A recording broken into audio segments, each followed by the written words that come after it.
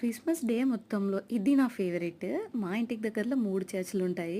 మేమైతే morning morning first చర్చ్‌కి వెళ్ళి ప్రే చేసేసుకొని వచ్చిన తర్వాత ఇక్కడ ఇంక అన్నీ చూస్తాము సామాన్లన్నీను. కానీ చిన్నప్పుడున్నంత ఎక్సైట్‌మెంట్ ఇప్పుడు అస్సలు లేదు. మా అమ్మ అయితే చిన్నప్పుడు అక్కకి, నాకు, అన్నయ్యకి ఒక్కొక్క టాయ్ కొనిచ్చేది.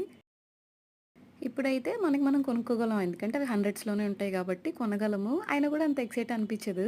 కానీ చిన్నప్పుడు అమ్మని బతిమాలి, బతిమాలి ఒక టాయ్ కొనమంటే కొనేది కదా! అది అనిపిచ్చేది. ఇక నేను, మా మమ్మీ అయితే అలా తిరిగాం కాసేపు. మా అమ్మకైతే ఫుల్ నెక్ పెయిన్ అస్సలు ఒంట్లో బాలేదు. అయినా కూడా అలా అలోన్‌గా ఉంటుందని నేనే అలా తీసుకొచ్చాను.